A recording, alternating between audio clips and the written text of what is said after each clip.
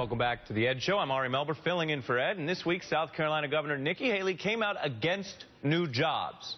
Now, look, that is not hyperbole. She actually said she is against new jobs in her state if they have union ties. Now, when asked about the UAW's failed attempt to unionize the VW plant in Tennessee, she left basically no room for interpretation. What I know is that we don't have unions in South Carolina because we don't need unions in South Carolina. We discourage any companies that have unions from wanting to come to South Carolina because we don't want to take the water. Now, South Carolina does have a solid manufacturing industry, and the unemployment rate has, we should mention, improved with the rest of the country. However, there are still not enough good-paying jobs for everyone. And Governor Haley, when you look at it, it's key.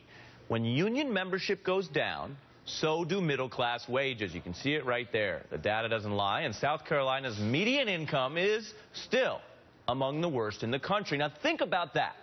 Lots of people there have the kind of jobs that keep them stuck in poverty, something Ed talks about a lot. Families in South Carolina are suffering with one of the highest rates of poverty in the nation, 100,000 people dropping below the poverty line in just the last 3 years. So, Governor, tell us again, why are you educating companies away from your state? It's also making sure that we educate different companies coming in from outside to understand that that's not what we want to do in South Carolina. And if they're interested in that, we're not where they need to come. Unions are trying to get in wherever they can. They're getting desperate, and so they are trying to sneak in anywhere they can. My job is to make sure that I keep kicking them out. Joining us now is Brad Woodhouse, head of Americans United for Change, and he's also the president of American Bridge 21st Century. Brad, what is new here? Well, this is really stunning, but, look, Republicans believe in low wages, apparently, and they believe in people being stuck in poverty. I mean, let's remember, this is a Republican Party that is opposed to increasing the minimum wage.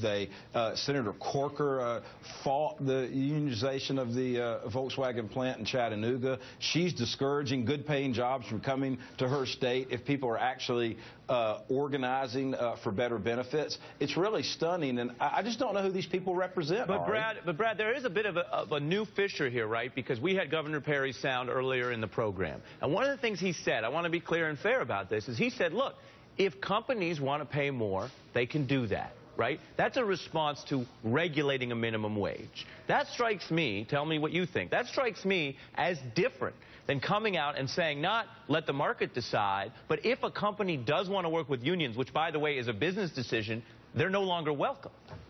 Well, that's exactly right. And what's stunning here is the Republican Party is the party of the free market, but they're trying to manipulate the market. I mean, you have government officials, senators, governors discouraging companies from even talking about unionizing, from like in Chattanooga. I mean, you had a company there that was neutral, but you had Republican representatives and the senator there come out and run a campaign against making this decision for themselves. I mean, it really has gone farther than kind of let the companies decide, let the workers decide. There's a culture here of, a race to the bottom. I mean, low-wage jobs may mean more jobs, but it doesn't mean more prosperity. Yeah, so let me talk to you about the politics of that, because I always get your emails, and I've talked to you before when you have been working for Democrats, working on different campaigns. You know how this stuff plays out.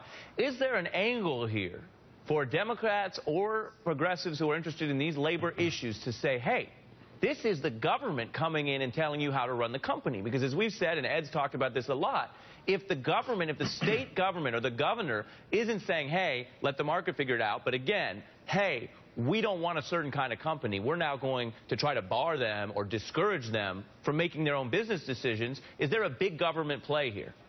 I do think there's a government play here. I also think there's an organizing opportunity. I mean, on our side, Democrats, and on the left, progressives, have got to organize themselves into communities of interest. And you see this in North Carolina with the Moral Mondays. The women have to, the women who want to protect their rights need to work with those who want to protect voting rights. Those who want to protect workers' rights need to work with those who want to protect women's rights. And I think in that way, a progressive movement around these issues will expose the Republicans for what they are. They're corporate shills who don't have any interest in helping anyone else. Yeah, and as I said, I don't think that applies to every Republican governor. I don't even think it applies to everyone in the Republican caucus. But that side of the argument in the GOP is winning It's growing, It is. as you're saying, and you're hitting on something that goes to a point a lot of people talk about. What's the difference between being just a D.C. Democrat or a movement progressive? And what you're talking about is people who are aligned on these issues working together. An interesting point here for us to end on. Brad Woodhouse, thanks for your time. Great. Thank you, Ari. Absolutely. That is The Ed Show. I am Ari Melber in for Ed Schultz.